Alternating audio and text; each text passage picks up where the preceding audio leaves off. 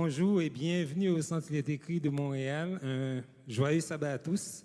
On va vous demander de prendre place. On a juste quelques petites annonces à partager avec vous juste avant le moment de louange.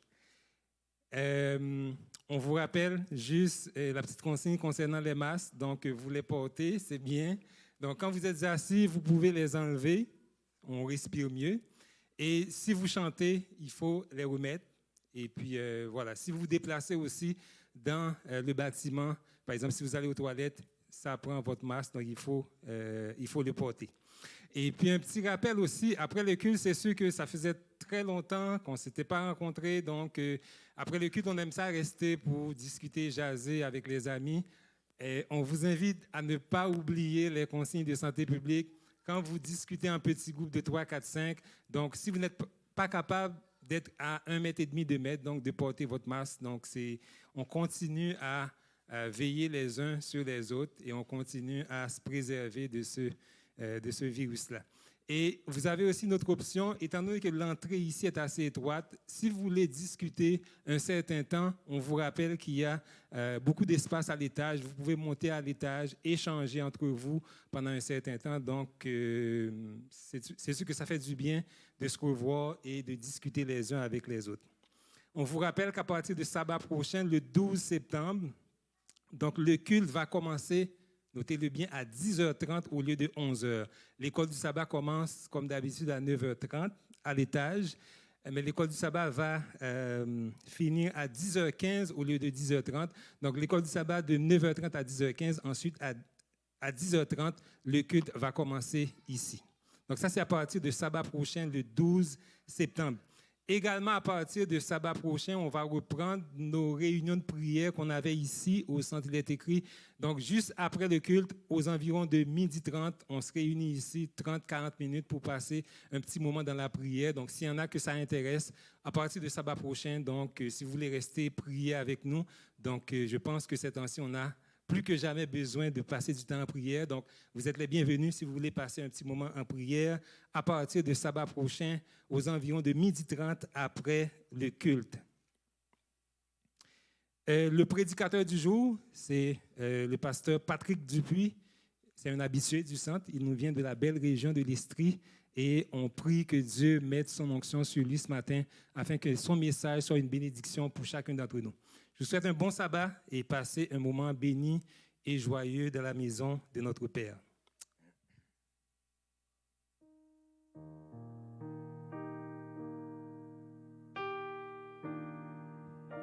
Bonjour à chacun de vous.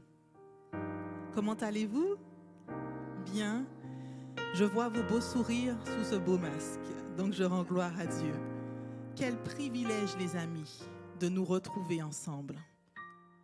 En ligne ou en direct, c'est un privilège d'adorer Dieu. Donc, soyez dans la joie et dans la paix de Dieu. Tels que vous êtes les bienvenus. Entrons en sa présence avec l'assurance qu'il est bien présent. L'Éternel est notre refuge, notre forteresse. Tel est le titre de la louange de ce matin. Alors, je vous invite à vous tenir debout et ensemble, nous allons entonner « Entrons en sa présence ».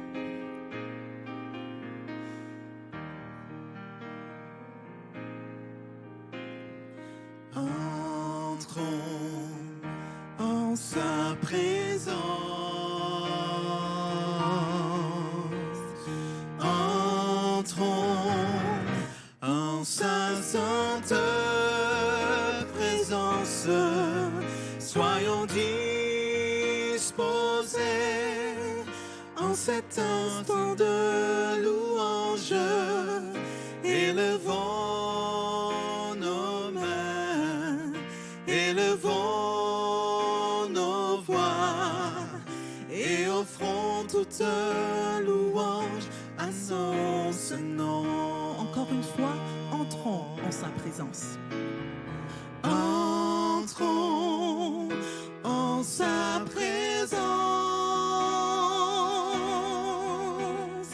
Entrons en sa sainte présence. soyons disposés en cet instant de louange, élevons nos mains, élevons nos voix et offrons toute louange à son Saint-Nom. Encore une fois, entrons en sa présence. Entrons en sa présence.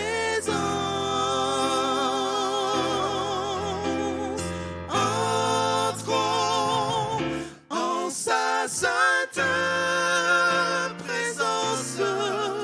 Soyons disposés en cet instant de louange.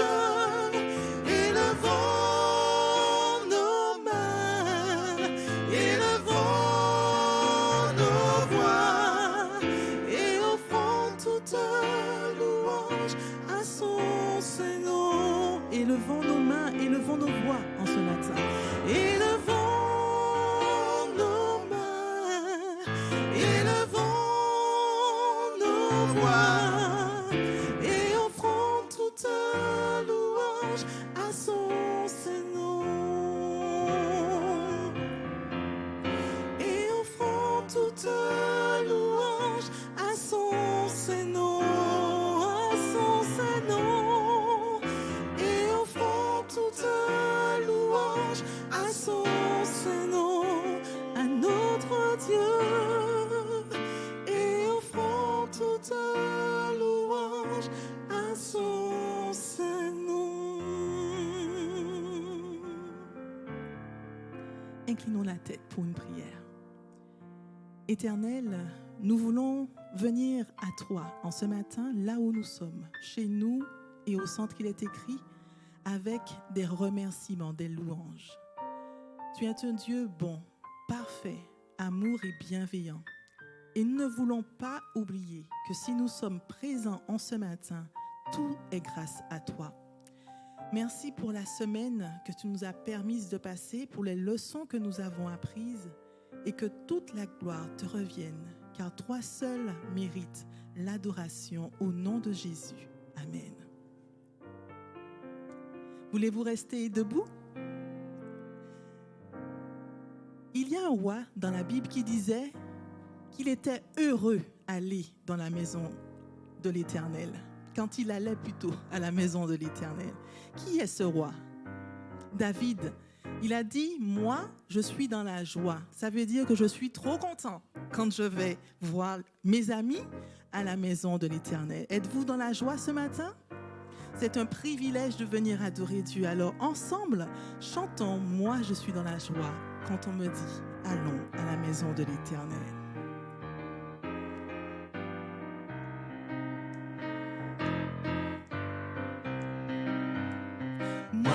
Je suis dans la joie quand on me dit allons, allons à la maison de l'Éternel. Moi, je suis dans la joie quand on me dit allons, allons à la maison de l'Éternel. Là sont réunis mes frères et mes amis, tous les gens que j'aime, ceux qui me comprennent. C'est ici que je suis bien, c'est ici que je suis bien. Moi, je suis dans la joie quand on me dit allons, allons à la maison de l'Éternel. Moi, je suis dans la joie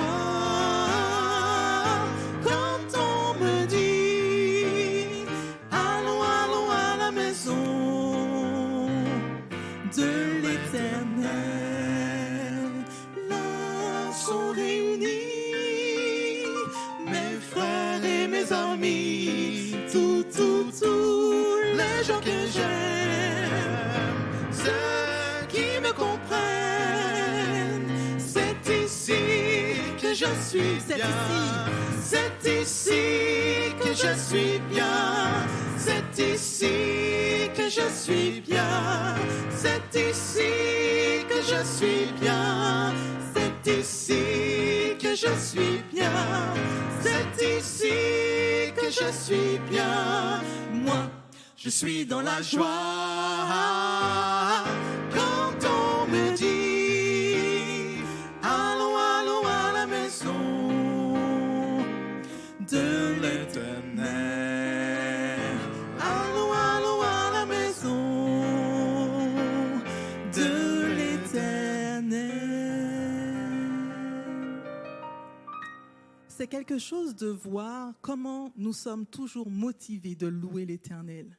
Malgré les restrictions, je regarde Mireille qui tient son masque pour pouvoir respirer et pour pouvoir chanter. Rien ne doit nous arrêter de louer l'Éternel. Je vais vous inviter à vous rasseoir.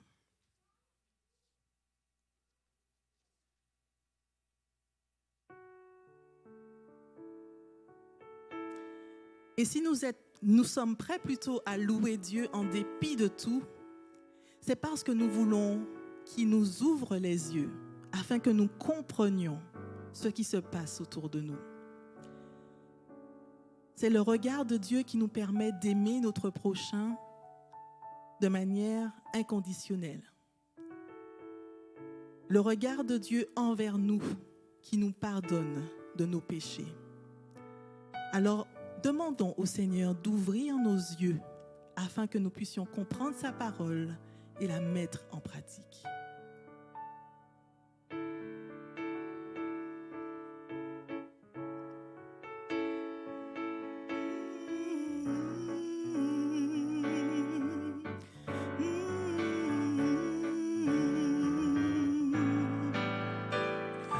Ouvre les yeux de mon cœur, Père.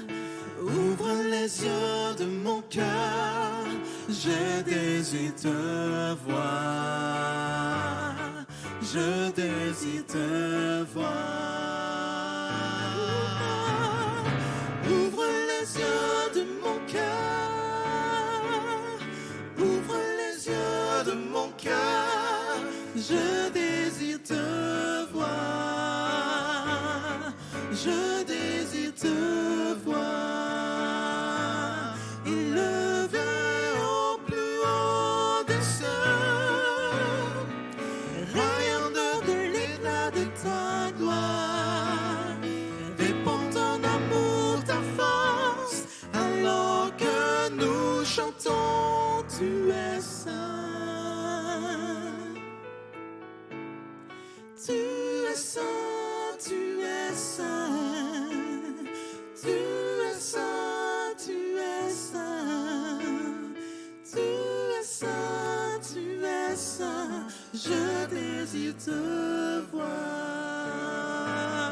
Tu es saint, tu es saint, tu es saint, tu es saint, tu es saint, tu es saint, tu es saint, tu es saint, je désire te voir. Ouvre les yeux.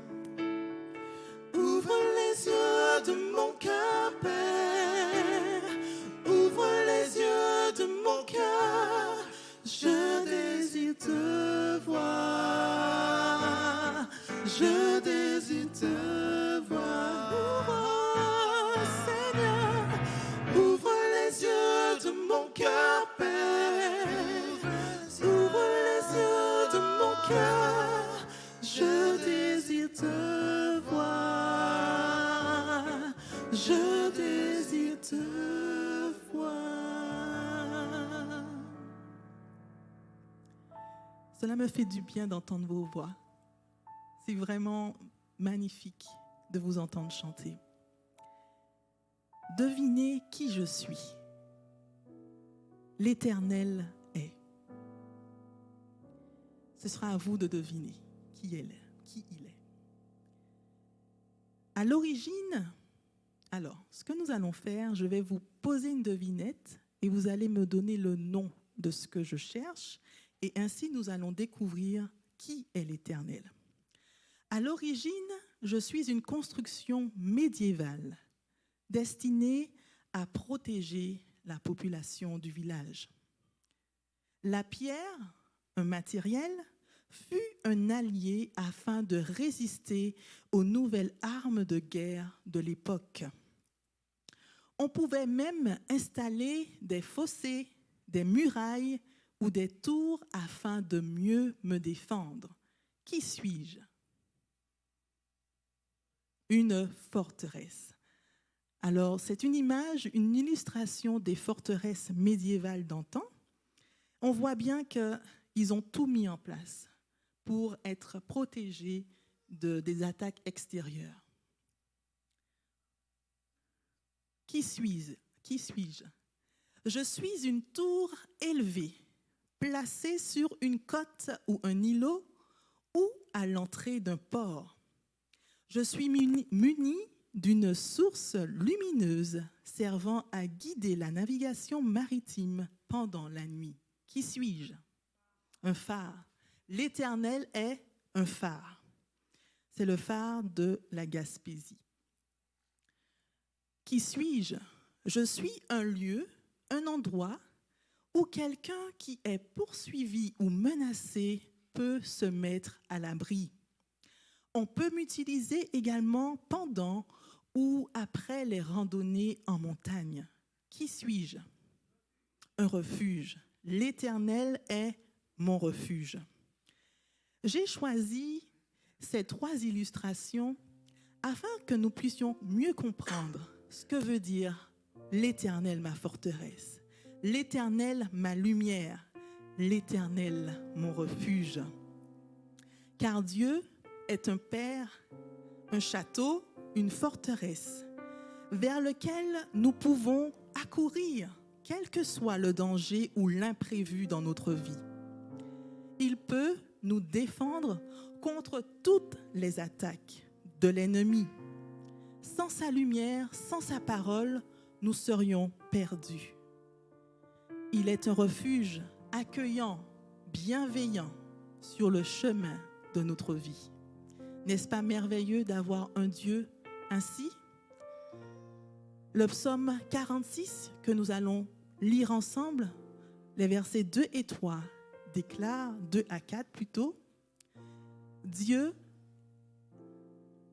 à partir du verset 2, Dieu est pour nous un refuge, un appui, un secours qui ne manque jamais dans la détresse. C'est pourquoi nous sommes sans crainte quand la terre est bouleversée, et que les montagnes chancellent au cœur des mers. Quand les flots de la mer mugissent, écument, se soulèvent jusqu'à faire trembler les montagnes. Et le verset 8 déclare l'Éternel. Le verset 8. Dans ma version, l'Éternel est le maître de l'univers. L'Éternel, le maître de l'univers, est avec nous. Le Dieu de Jacob est une forteresse pour nous tous. Sans ta lumière, Seigneur, que ferions-nous?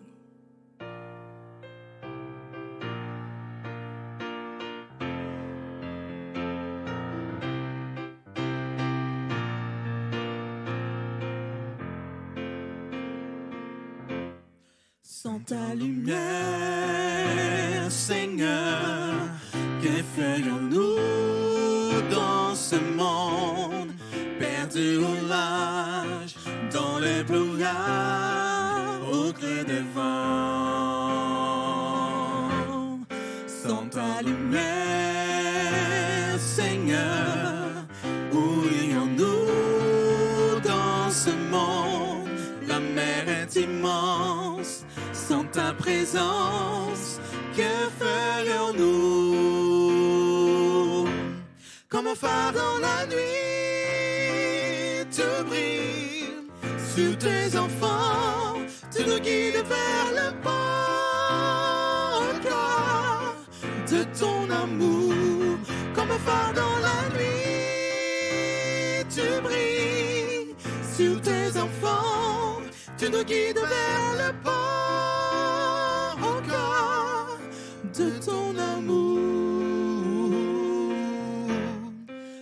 ta lumière, Seigneur. Que serions-nous dans ce monde en perdition, sans direction, cherchant la voie? Sans ta lumière, Seigneur, où irions-nous dans ce monde? Que décider, qui écouter, que ferions-nous? Comme un phare dans la nuit, tu brilles sur tes enfants, tu nous guides vers le port de ton amour. Comme un phare dans la nuit, tu brilles sur tes enfants, tu nous guides vers le port de ton amour. Sans ta lumière, Seigneur, que ferions-nous dans ce monde perdu au large, dans les brouillards, au gré des vents? Sans ta lumière, Seigneur, où irions-nous dans ce monde? La mer est immense, sans ta présence, que ferions-nous?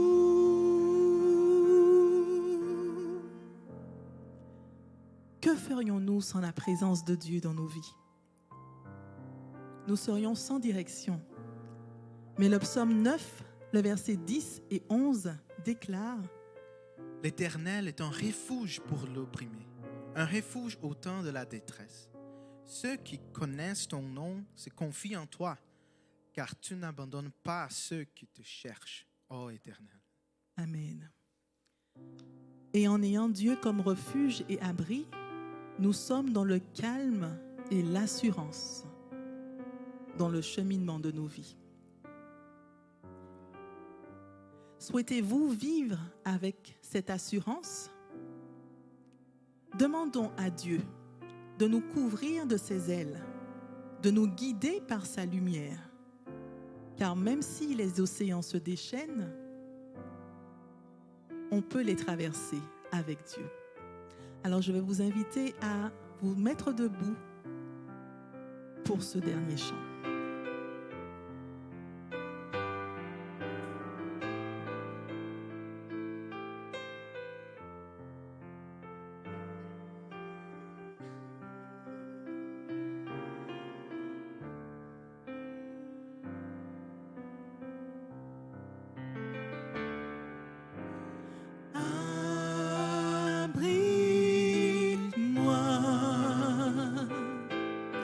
Sous tes ailes, couvre-moi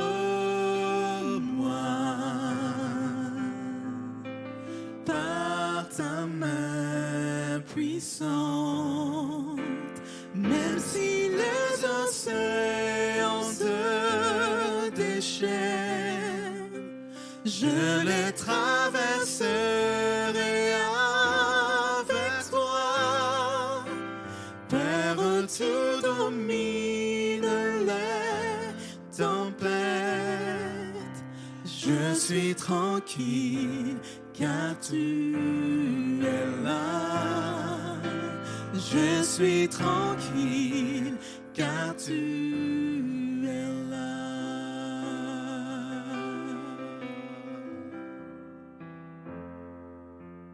Nous n'avons rien à craindre, car Dieu est avec nous. Il ne nous abandonnera jamais. En Jésus seul, je me confie. Il me donne force, calme et puissance.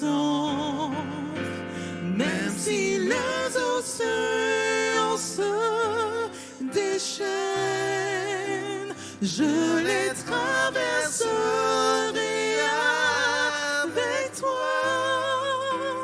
Père, tu domines les tempêtes. Je suis tranquille car tu es là. Je suis tranquille car tu es là. Prions ensemble. Éternel, nous voulons te remettre nos vies en ce matin et te remettre la semaine qui va commencer. Nous ne savons pas quelle tempête va surgir, mais nous savons que tu es un abri sûr sur lequel nous pouvons compter. Tu es une lumière qui veut nous conseiller, nous guider. Et merci pour ta parole et ton Saint-Esprit, qui sont des agents de lumière. Merci, Éternel, d'être là, à côté de nous et là pour nous. Amen. Même si les océans se déchaînent, je les traverserai avec toi. Père, tu domines les tempêtes. Je suis tranquille car tu es là. Je suis tranquille car tu es là.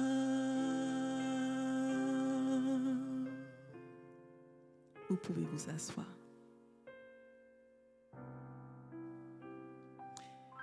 Et j'invite le prédicateur du jour, Patrick Dupuis, à venir afin de nous conduire dans la parole. Bonne écoute à tous.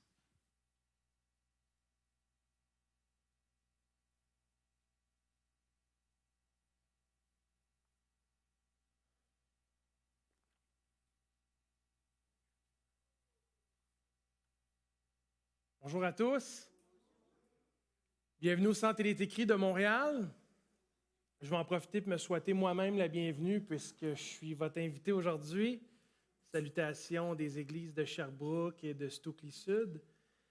On va prendre un moment de prière ensemble parce que, honnêtement, des fois, je me demande qu'est-ce que je fais debout sur la chair.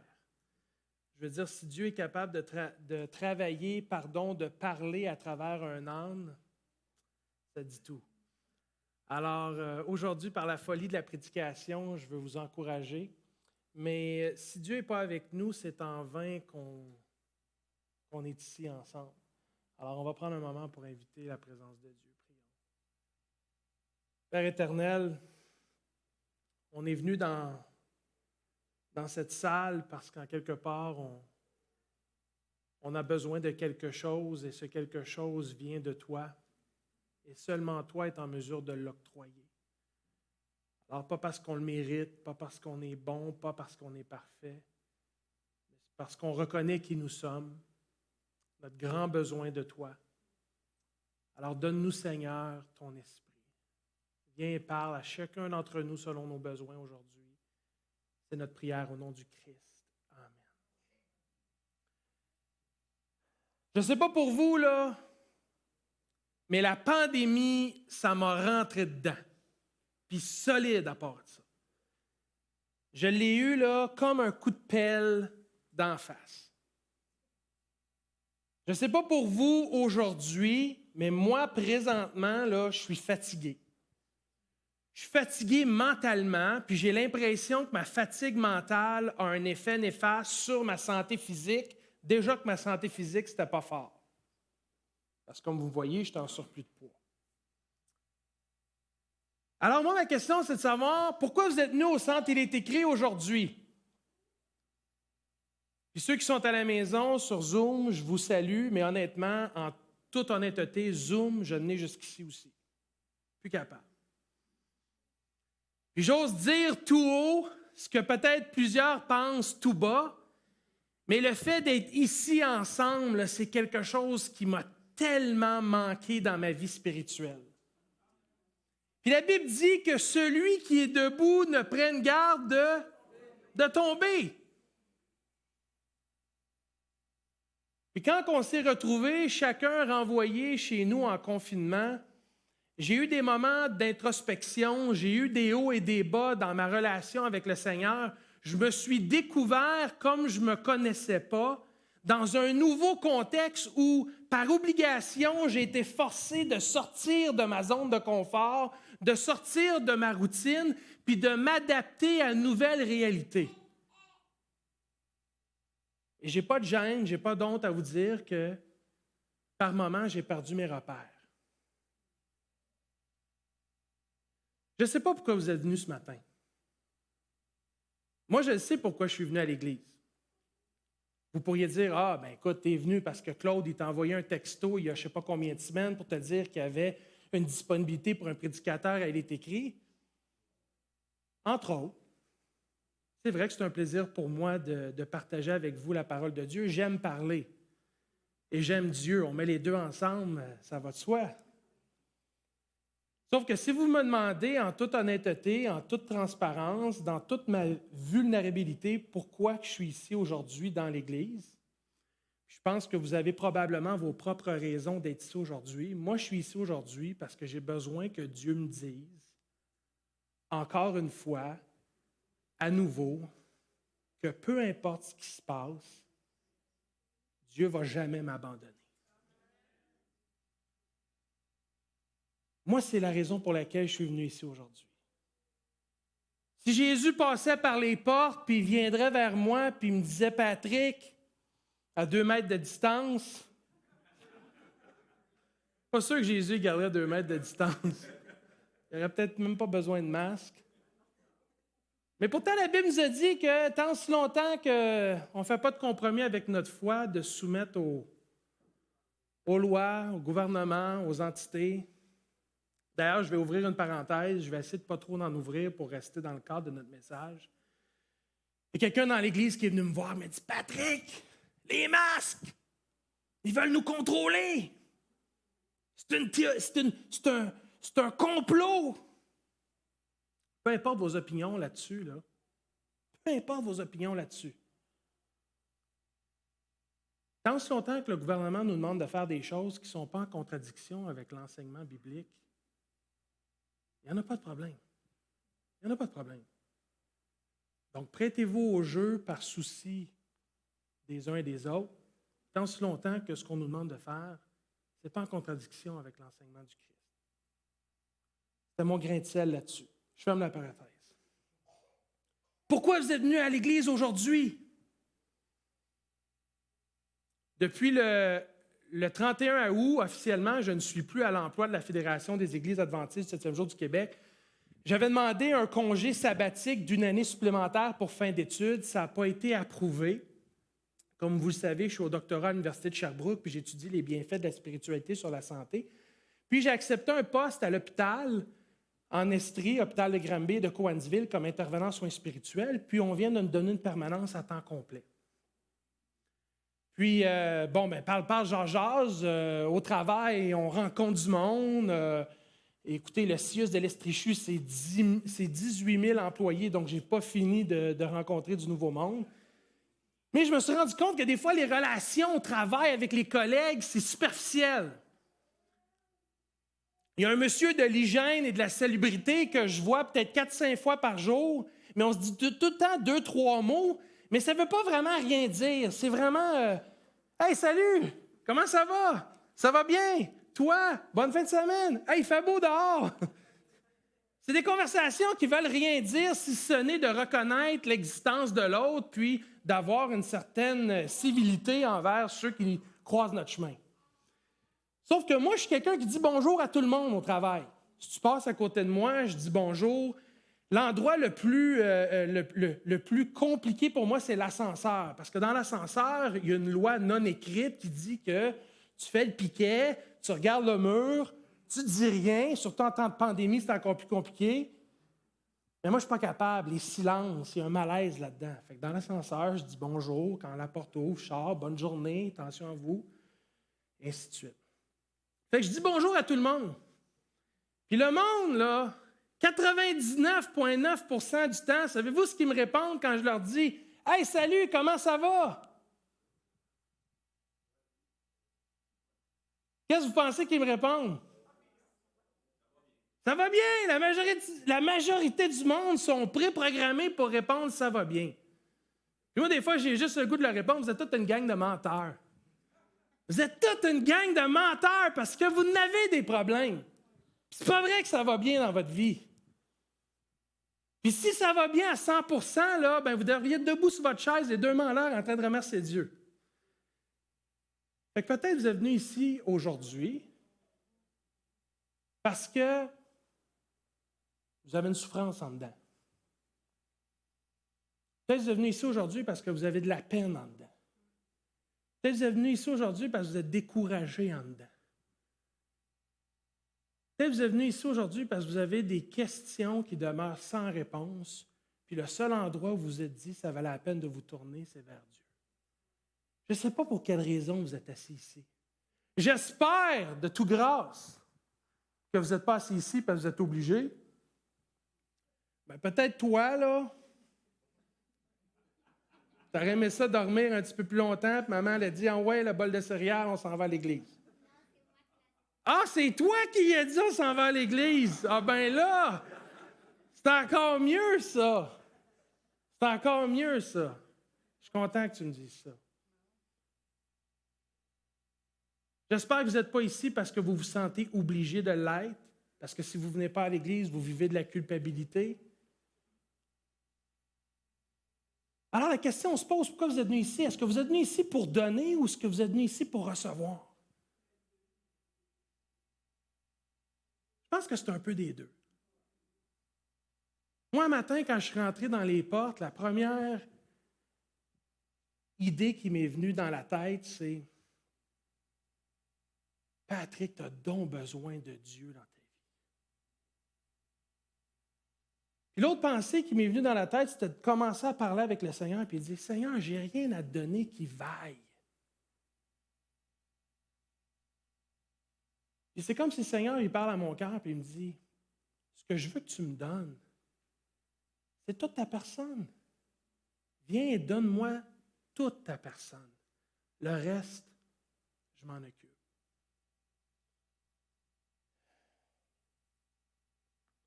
Il y a une expression en anglais qui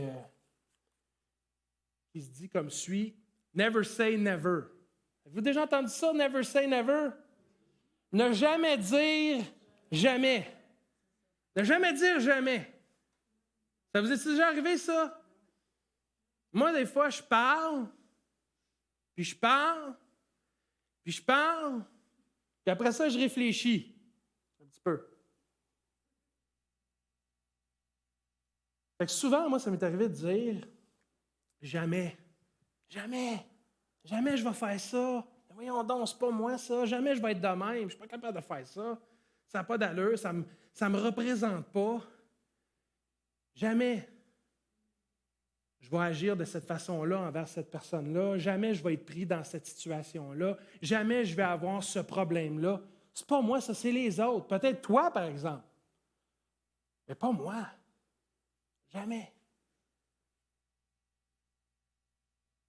J'ai l'impression qu'il y a une grosse différence, un monde de différence quand nous, on utilise le mot « jamais » puis quand Dieu, lui, utilise le mot « jamais ». Je pense qu'on peut aller voir là, les définitions de comment ça se vit dans votre vie quand vous dites « jamais » puis quand Dieu, lui, utilise le mot dans la Bible « jamais ». Ça vous est arrivé de faire des promesses que vous n'avez pas tenues? Jamais? Ben oui, les deux mains en arrière, ça c'est de l'honnêteté. Ça c'est de l'honnêteté. Ben oui, moi ça m'est arrivé de ne pas tenir ma parole. J'en suis pas fier. Ah, il y en a qui ne font pas de promesses, il y en a qui ne se mouillent pas. Ils ne prennent pas de risques. On a de la misère à tenir notre parole. On a de la misère.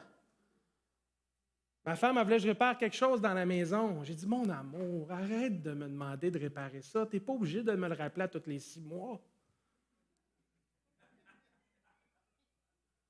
Je vais le faire. Je t'ai dit que je vais le faire. Des fois, quand on a cette attitude-là de dire moi, je ne suis pas comme ça, ou jamais je vais faire telle et telle chose, ou jamais je vais agir d'une telle et telle façon, des fois, c'est une situation qui fait en sorte que, consciemment ou inconsciemment, dépendamment de la journée, de comment on se sent, on se pense meilleur que les autres, ou on est au-dessus de nos affaires. Puis moi, là, juste avant le mois de mars, là, j'étais au-dessus de mes affaires. Ça roulait comme sur des roulettes, c'était comme du beurre dans le poêle. Tout allait bien. Puis là, on s'est réveillé un matin, puis ça a fait pandémie, coronavirus, COVID-19. Puis savez-vous, moi, j'ai déjà joué au hockey. Puis, comme en auto, au hockey, on a des angles morts. Puis je me souviens, à un moment donné, j'étais à Drummondville. On jouait contre les Voltigeurs de Drummondville. Moi, je jouais pour le Collège Charlemagne sur la rive-sud de Montréal. Puis j'ai pris la rondelle, puis je montais la patinoire avec la rondelle, mais je ne regardais pas en périphérie. Puis un joueur de Drummondville qui est arrivé, il m'a mis en échec. Mais étampé solide. Solide. Je pense que j'ai fait une commotion cérébrale, mais dans ce temps-là, on ne connaissait pas ça. J'étais allé au banc, la tête me tournait, je voyais des étoiles, j'ai eu des vomissements, des nausées et tout. Le COVID, c'est ça que ça m'a fait, moi. Ça m'a rentré dedans, dans mon angle mort. Je n'ai pas vu ça venir, puis j'étais au-dessus de mes affaires. Je pensais qu'avec Dieu, tout était correct. Puis là, petit peu, l'Église a fermé, on a commencé à perdre le contact les uns avec les autres. Je me retrouvais à prier moins, ma vie de prière était moins intense. Je n'avais pas le contrôle. Et là, j'essayais de reprendre le contrôle autour de moi, puis je me suis rendu compte qu'il y avait des choses que je ne pouvais pas contrôler. Alors, je devais m'y soumettre contre mon gré pour une raison ou une autre. Puis ça a été très difficile. Je ne sais pas si vous l'avez vécu, vous aussi, mais ça a été très difficile. Puis des fois, dans tout ça, la réflexion qui me venait en tête, c'est de dire, souvent, là, ceux qui sont plus susceptibles d'être sous l'emprise de leur faiblesse, parce qu'on a tous des défauts de caractère, c'est ceux qui n'en prennent pas conscience de leur faiblesse ou qui n'ont jamais pris le temps de l'admettre. Je suis correct. Ça va bien. Il n'y a pas de problème. Mais dans le fond, vous le savez qu'il y a de quoi qui ne va pas. Là, je ne veux pas parler pour vous, puis je ne veux pas généraliser, mais je me sens obligé de le faire basé sur la parole de Dieu. Chers amis, on est tous brisés intérieurement. On est tous brisés, puis on a tous besoin d'être reconstruits à l'image de Dieu. Puis juste être capable de prendre conscience de ça et de l'admettre ouvertement. Je ne suis pas parfait, j'ai besoin d'aide, j'ai besoin d'un coup de main, j'ai telle et telle faiblesse dans ma vie. C'est quelque chose qui devrait être préconisé et mis de l'avant dans notre Église. Combien de fois je me suis comporté en faisant assemblant pour préserver ma réputation? Au lieu d'aller vers un frère et de dire, écoute, aujourd'hui, ça ne va pas, j'ai besoin d'aide, tu prendrais-tu un moment pour m'écouter, j'ai besoin de parler, puis après ça, on pourrait-tu finir ça avec une prière? Je ne te demande pas de me prêter de l'argent ou de m'héberger chez vous pendant 3 mois. Je te demande juste du soutien moral, de l'accompagnement, de l'écoute empathique. S'il y a un endroit où on devrait avoir le droit dans la société d'être brisé, puis d'être tel que nous sommes, parce que Christ nous reçoit tel que nous sommes, c'est bien dans l'Église. C'est bien dans l'Église.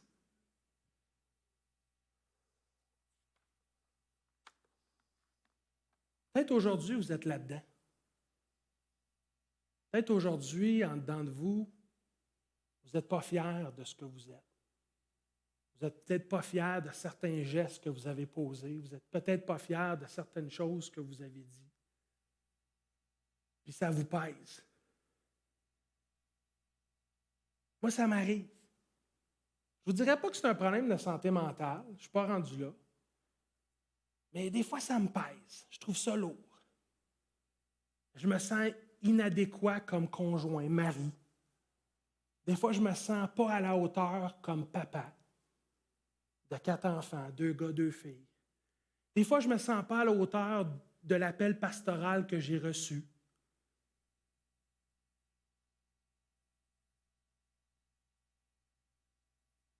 C'est silencieux, je sais pas. On est-tu en train de connecter, nous autres, là? Ça vous rejoint-tu, ça? C'est-tu? J'essaie de dire la vérité, là. J'essaie de dire la vérité. Puis ce sentiment d'être inadéquat, de ne pas être à la hauteur, ça vient pesant, ça vient lourd. Puis le seul remède que j'ai trouvé, j'ai 39 ans, puis à 21 ans, j'ai commencé un processus de revenir à Dieu, parce que Dieu, j'avais connu ça dans mon enfance, mais je l'avais connu dans ma tête, là, on me l'avait expliqué, puis c'était des connaissances intellectuelles. À 21 ans, là, ces connaissances-là, ils ont descendu dans mon cœur par une expérience avec Dieu. Bien, la seule personne qui a vraiment été capable de m'aider avec ça, c'est Dieu. C'est ma relation avec le Seigneur qui m'a aidé à progresser. Là, vous me demandez, mais est-ce que tu es où tu veux être? Non. Mais je suis en cheminement. Puis je pense qu'à la base, Dieu, ce qu'il nous demande, c'est d'avoir une prise de conscience, puis ensuite d'accepter de cheminer. Puis dernièrement, je trouve que j'ai fait du surplace. Mais même en faisant du surplace, être conscient de sa faiblesse, être conscient qu'on a besoin d'aide, c'est déjà un gros pas dans la bonne direction pour permettre à Dieu de nous aider et de nous sortir de notre difficulté. Puis souvent, ça n'a rien à voir avec l'environnement dans lequel on se trouve. Ça se passe tout dans notre tête. Ça se passe tout entre les deux oreilles. La perception qu'on a de nous-mêmes, la façon dont on se raisonne, on rationalise, la façon dont on se parle. Je ne sais pas pour vous, mais moi, je me parle tout seul. Il y en a-tu qui se parlent tout seul ici? Michel, je sais, tu parles tout seul, je t'ai déjà vu. Pour ceux qui ne savent pas, Michel et moi-même, on était enseignants à la même école pendant un certain temps, puis on avait même un bureau, un à côté de l'autre. C'est de même que j'ai connu Michel. Michel m'a aidé à être beaucoup plus discipliné et organisé dans mon travail d'enseignant. Je l'ai vu passer un manuel de cours en presque une matinée complète. Incroyable. Ça se peut-tu qu'il y en a aujourd'hui ici qui est découragé, déprimé, le goût d'abandonner? À un moment donné, j'ai regardé le Seigneur, je dis, c'est trop compliqué tes affaires. C'est trop compliqué.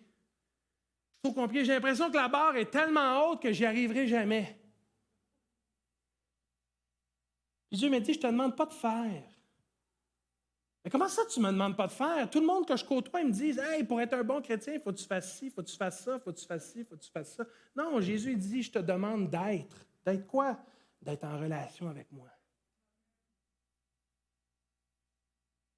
C'est fou parce que quand ma relation avec Dieu est bonne, quand c'est une relation de proximité, puis quand je suis honnête avec Dieu, quand je lui parle du cœur, quand je lui dis ce qui ne va pas, quand je vais à lui comme on va vers un thérapeute, quand cette relation-là, elle est bonne, j'ai vraiment le sentiment que j'ai ouvert la porte à la présence de l'Esprit de Dieu qui peut maintenant agir et m'amener à faire. Alors, être en relation avec Dieu conduit à faire la volonté de Dieu.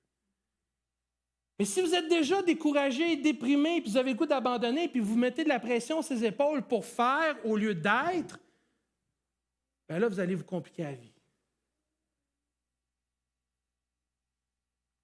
Fait que je vous ai dit pourquoi je suis venu ici aujourd'hui. Vous allez peut-être me trouver égoïste. Vous allez dire, voyons, il est venu pour s'écouter, s'encourager lui-même. Pourquoi je vous ai dit, je suis venu ici aujourd'hui? Qu'est-ce que j'avais besoin d'entendre? J'ai besoin d'entendre que Dieu ne va pas m'abandonner. Y a-t-il quelqu'un d'autre ici qui a besoin d'entendre que Dieu ne va pas les abandonner coûte que coûte? Coûte que coûte! Comprenez-vous ce que ça veut dire, ça? Coûte que coûte. Je pense que je viens de... Des fois, je m'énerve un peu trop. Désolé pour l'audio. Coûte que coûte. Avez-vous vos Bibles? Si vous n'avez pas, il y en a une grosse à l'écran ici. Deutéronome, chapitre 31, verset 6. On va aller dans l'Ancien Testament. Ça aurait été une hérésie si je vous aurais parlé du Seigneur sans ouvrir sa parole aujourd'hui. Deutéronome, chapitre 31, verset 6. Moi, j'ai besoin de me faire dire que Dieu ne va pas m'abandonner. Coûte que coûte. Peut-être vous êtes pris présentement dans votre faiblesse, vous êtes pris dans vos mauvaises décisions, vous êtes pris dans vos mauvaises habitudes. Puis là, on ne veut pas le dire, le mot, parce que le mot, on est mal à l'aise avec. Oui, vous êtes pris dans votre péché. Puis vous le savez dans votre conscience que ça ne va pas. Puis que votre faiblesse, votre défaut de caractère, votre mauvaise décision, votre mauvaise habitude a créé une espèce de conflit entre vous et Dieu parce que Dieu veut vous libérer de ça pour votre bien-être, mais vous, vous êtes attaché à ça puis vous n'êtes pas capable de vous départir de cette mauvaise habitude. Ça peut être un problème de consommation comme ça peut être un défaut de caractère tel que celui d'être colérique. Je connais ça, être colérique, j'ai déjà été.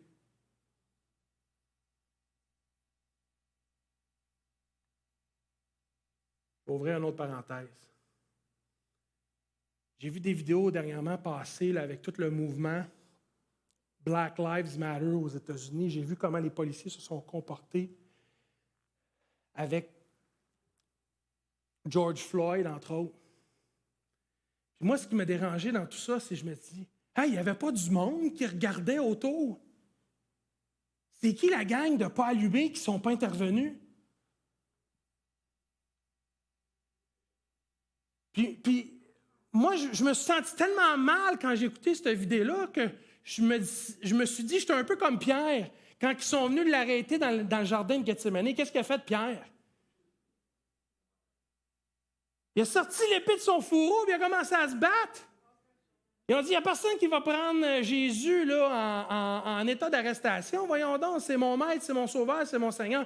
J'ouvre la parenthèse. Ce que j'essaie de vous dire, c'est que c'est un devoir en tant que chrétien de défendre les droits fondamentaux de tous et chacun, mais spécialement des Noirs présentement qui sont pris dans une situation où ils vivent du racisme systémique. Moi, en tant que Blanc, là, j'ai une obligation en tant que chrétien de défendre ceux et celles autour de moi qui subissent ça. Et croyez-moi, je le sais que je suis privilégié. Je sais c'est quoi d'avoir un privilège d'être blanc. Je le sais, parce que j'ai déjà eu des entrevues où il y avait d'autres ethnies, puis je sais que j'ai passé en avant des autres parce que j'étais blanc. Est-ce que je vous dis que c'est correct? Absolument pas. Je vais fermer la parenthèse. Mais en tant que chrétien, on a un devoir. On a un devoir par rapport à ceux et celles autour de nous qui subissent du racisme systémique. Deutéronome, je ferme la parenthèse, Deutéronome chapitre 31, verset 6. Le sentiment de ne pas être abandonné. Écoutez bien. Voici la parole de Dieu. Fortifiez-vous et ayez du courage. Ne craignez point et ne soyez point effrayés devant eux, car quoi? L'Éternel, ton Dieu, marchera lui-même avec toi et il ne te délaissera point et ne t'abandonnera point. Quand il ne me reste plus rien, savez-vous qu'est-ce qu'il me reste? Il me reste la parole de Dieu. Quand il ne me reste plus rien, il me reste la parole de Dieu. Vous voulez une recette, vous voulez une prescription, vous voulez une recommandation, vous voulez un conseil, vous voulez une opinion, vous voulez une conviction, je vous la partage. On se raconte des histoires, on se conte des mensonges, on vit dans une illusion perpétuelle dans notre tête. Il faut sortir de notre tête et aller se nourrir directement dans la parole de Dieu. Dieu dit quoi? Dieu dit, je ne vais pas t'abandonner, peu importe ce que tu vis, coûte que coûte. Je vais vous dire de quoi, puis peut-être après, je vais avoir des téléphones, puis il y a des pasteurs qui vont m'appeler, ils vont dire, hey, qu'est-ce que tu as dit là, c'était pas correct, c'était de l'hérésie, je ne sais pas. Peut-être pas. Peut-être pas. Je vais vous faire une confidence. Je vais vous faire une confidence. Pas pour vous encourager dans votre péché, mais pour vous démontrer la grâce, la miséricorde et la bonté de Dieu. À un moment donné, j'ai été pris dans un péché, puis je n'étais pas capable de m'en sortir. Puis je connaissais Dieu. J'avais fait une rechute par rapport à ce péché-là. Quand même, dans ce péché-là, j'ai gardé ma relation avec Dieu. Savez-vous ce que Dieu m'a dit? Quand même, j'étais dans mon péché. Qu'est-ce que vous pensez que la première chose que j'ai ressentie dans mon cœur quand je me suis adressé à Dieu dans mon péché? Pardon? Ben, c'était pas la première chose qu'il m'a dit. Parce que s'il m'avait dit ça, là, je serais probablement pas revenu. Parce que j'aurais eu l'impression que je suis tout croche, puis je me fais encore dire que je suis tout croche. Il n'y a pas de problème avec la repentance. Il n'y a pas de problème avec la repentance. Il faut y arriver à la repentance. Mais qu'est-ce que vous pensez que j'avais besoin de me faire dire à ce moment-là?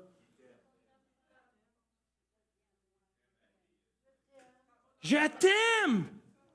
Je t'aime! J'avais une image mentale. J'étais dans ma souffrance, dans mon péché.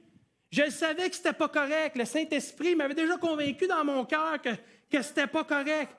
Puis la première chose que j'ai ressentie, j'avais une image mentale, un visuel de Jésus qui mettait ses mains sur moi puis qui me disait « Mon fils, je t'aime! Je t'aime! » Savez-vous ce qu'il faut? Savez-vous la seule motivation pour laquelle on devrait être proche de Dieu? Pas pour la vie éternelle, pas parce qu'on a peur de ses jugements. La seule motivation qui devrait nous amener proche de Dieu, savez-vous c'est quoi?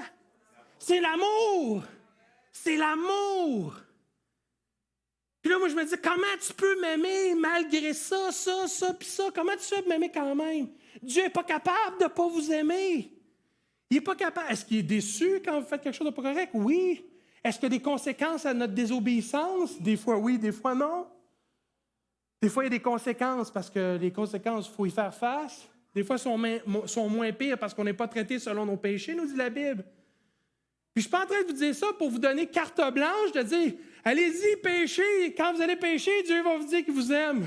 Puis tout est correct. » Non, il va vous dire qu'il vous aime, puis il va vous aider tranquillement, pas vite, à aller vers la repentance, puis à être transformé, puis à être libéré de votre faiblesse. Puis là, il y en a qui pensent à des grosses affaires. Dépendance à, je ne sais pas, moi, des drogues dures. Non. Des fois, ça peut être juste des niaiseries comme... je dis des niaiseries, c'est pas des niaiseries. Savez-vous ce qui se passe avec la pandémie, là? Vous lisez les nouvelles comme moi? Le taux de séparation puis de divorce présentement, là, paf! Là, il y a des couples qui se sont retrouvés, puis il y a des parents qui ont découvert leurs enfants aussi, là. Là, ils se sont rendus compte que quand la prof, elle appelait à la maison pour dire que l'enfant n'était pas obéissant, là, ben non, il n'est pas si pire que ça. Ben oui, tu le vois 1 heure le matin et 1 heure le soir. Fait que tu vas me donner un break avec ça, là. Là, ils ont eu leurs enfants à la maison. Ça a mis du stress sur les couples, ça a mis du stress sur les enfants. Il y en a qui pensent à des gros péchés. Des fois, c'est juste des défauts de caractère qui nous habitent et qu'on traîne depuis longtemps, puis c'est des patterns. Puis des fois, c'est même pas de notre faute, on a hérité ça de nos parents. Bref.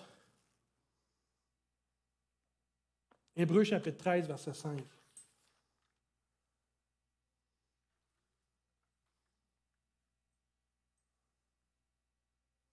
Hébreux chapitre 13, verset 5. J'arrive à ma conclusion. Ne vous livrez pas à l'amour de l'argent, ça vous le saviez déjà. Contentez-vous de ce que vous avez. Amen. Car Dieu lui-même a dit, « Je ne te délaisserai point et je ne t'abandonnerai point. » Ça fait 2 fois qu'il dit. Ça fait 2 fois que Dieu nous dit qu'il ne nous abandonnera pas. Ce n'est pas une question de feeling. Moi, j'ai eu ce défi-là, je suis beaucoup dans mes émotions. Fait que des fois, je me sentais bien en dedans, puis j'attribuais ça à Dieu. Mais tu ne te sens pas tout le temps bien en dedans. Ça ne veut pas dire que Dieu n'est pas là. Tu peux avoir le sentiment de l'absence de Dieu, mais c'est juste une perception que tu as, ce n'est pas la réalité. La réalité, elle se trouve où? La vérité, elle est dans la parole de Dieu. Dieu dit, je ne t'abandonnerai pas. Je ne t'abandonnerai pas. Voyons donc, si vous dites à Dieu, je ne veux plus t'avoir dans ma vie, Dieu, pensez-vous qu'il va juste s'en aller, il va laisser tranquille, puis il va vous oublier? Là, vous allez dire, ben ouais, mais Dieu est obligé de respecter mon libre arbitre, ma volonté et tout. Oui, mais pensez pas qu'il ne va pas créer des opportunités, des occasions pour essayer de vous revoir.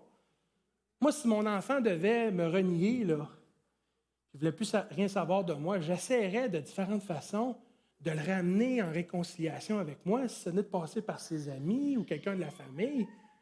Je ne baisserai pas les bras, c'est mon gars, je l'aime. Je l'aime. Ça fait-tu du sens, ça, pour vous? Le problème, ce n'est pas Dieu, puis je ne veux pas vous culpabiliser ce matin. Moi, dernièrement, j'ai eu une conversation avec Dieu. Je ne sais pas si je devrais la partager avec vous, je vais peut-être le regretter quand je vais prendre l'autoroute 10 tantôt, mais je la fais pareil.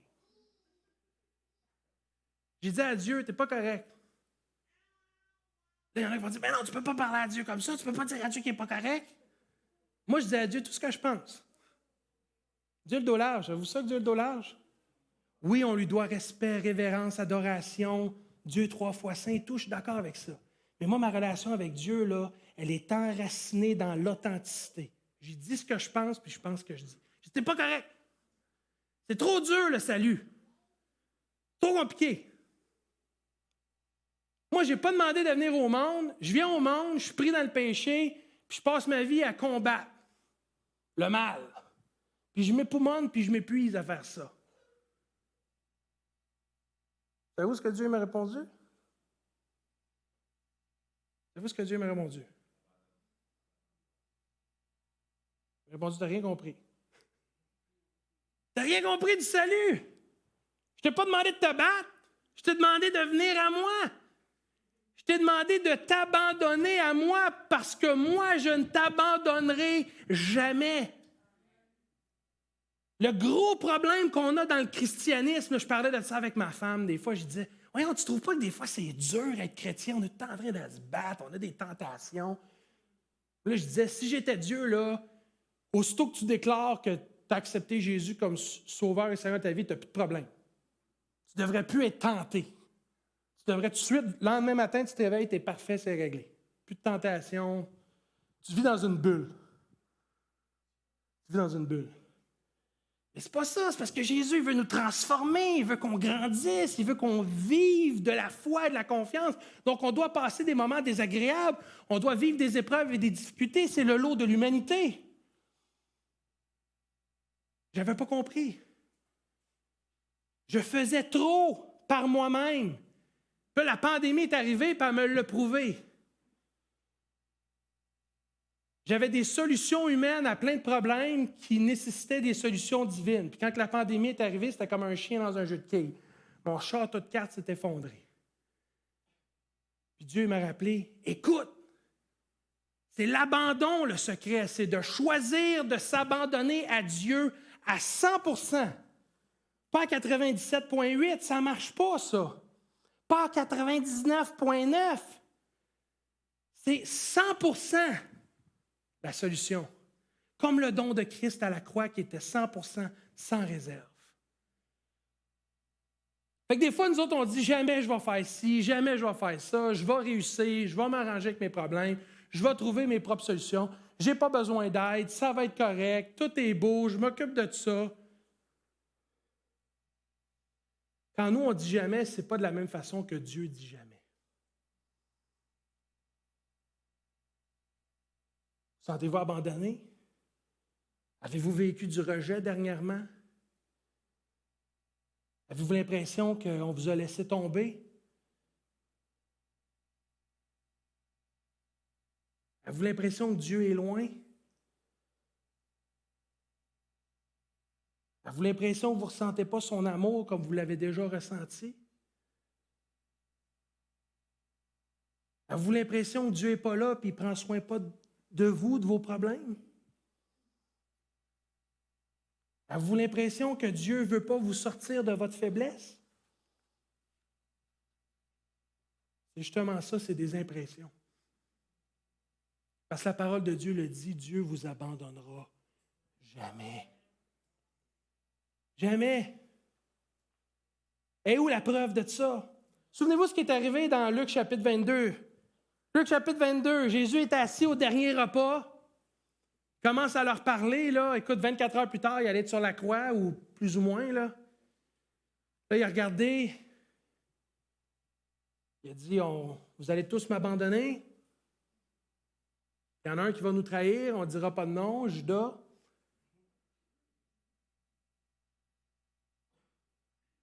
Qu'est-ce que Pierre lui répond?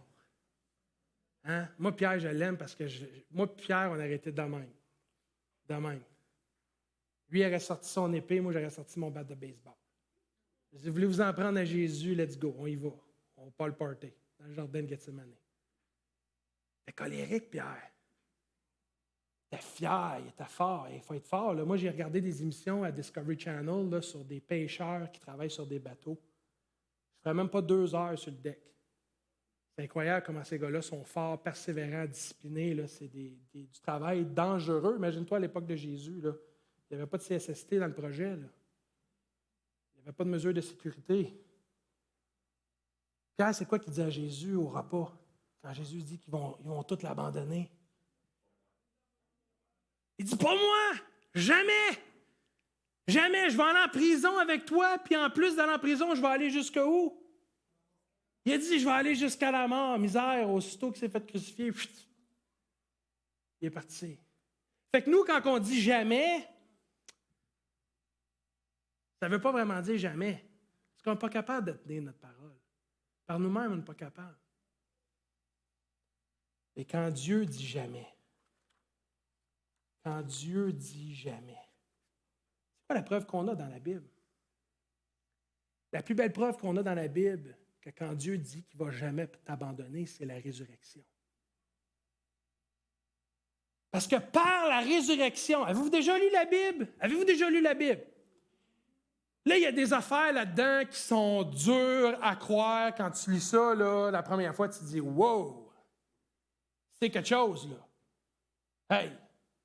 Il marche sur l'eau, transforme l'eau en vin, multiplication des pains, guérison des aveugles, des lépreux, estropiés, le soleil qui arrête de bouger, le déluge. Ça prend de la foi, là. Ça prend de la foi. Résurrection des morts. Moi, je mets ma Bible au travail, là, je dis à mon collègue, « lis ça, dis-moi ce que tu en penses. » Il lit ça, résurrection des morts. Il dit, voyons, c'est des histoires, ça, là, c'est comme les fables de La Fontaine, t'es-tu sérieux? C'est ça qu'ils disent, là. C'est ça qu'ils disent. Et dans la Bible, on nous parle de la résurrection du Christ. Et qu'est-ce que la résurrection du Christ veut dire pour vous et moi, au-delà de la vie éternelle, au-delà du pardon des péchés? Qu'est-ce que ça veut dire? Ça veut dire qu'il n'y a rien d'impossible à Dieu. Il n'y a rien d'impossible à Dieu. Alors, ce que Dieu dit qu'il va faire, il est capable de le faire. Alors, Dieu, lui, il n'y en a pas de problème dans ce département-là. Alors, quand Dieu dit « je ne vais pas t'abandonner », c'est scellé, cette histoire-là.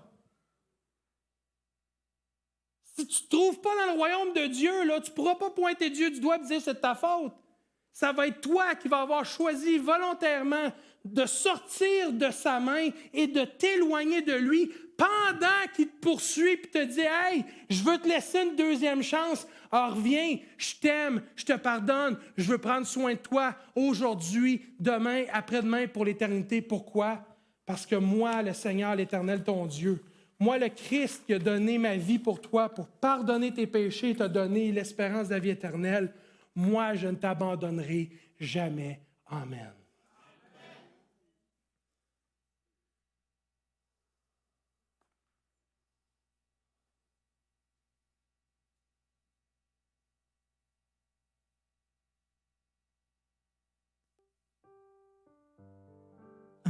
Après un si beau message percutant,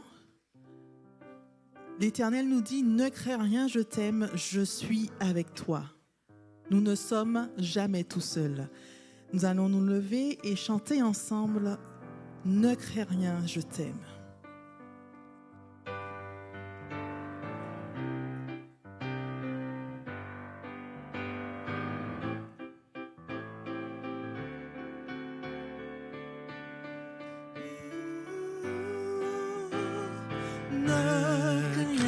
Je t'aime, je suis avec toi. Promesse suprême qui soutient ma foi.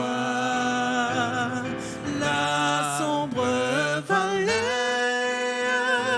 n'a plus de terreur. L'âme consolée, je marche avec mon Sauveur. Non, jamais tout seul. Non, jamais tout seul. Jésus, mon Sauveur, me garde. Jamais ne me laisse seul. Non, jamais tout seul. Non, jamais tout seul. Sauveur me garde, je ne suis jamais tout seul. L'aube matinière ne lui qu'au beau jour. Jésus, ma lumière, m'éclaire toujours. Quand je perds de vue l'astre radieux, à travers la nuit, Jésus me montre les cieux. Non, jamais tout seul, non, jamais tout seul. Jésus, mon sauveur, me garde, jamais ne me laisse seul. Non, jamais tout seul,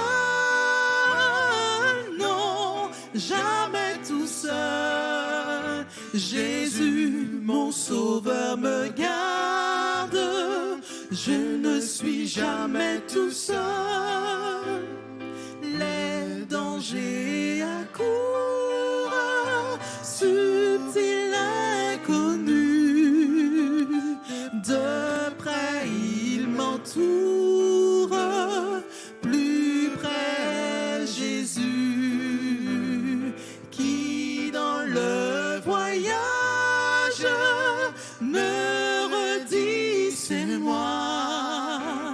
Ne crains rien, courage, je suis toujours avec toi. Non, jamais tout seul, non, jamais tout seul. Jésus, mon sauveur, me garde. Non, jamais tout seul, jamais tout seul, non, jamais tout seul.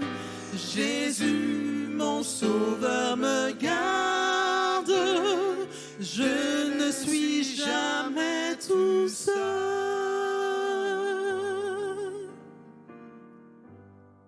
Je vais inviter notre ami Patrick pour la dernière prière.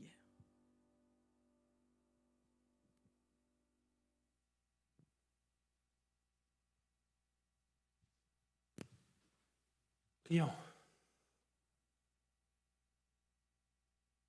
Père éternel, nous voulons tout simplement dire merci parce qu'aujourd'hui, tu nous as rappelé que tu es un Dieu de grâce, de bonté, de fidélité, de pardon et d'amour.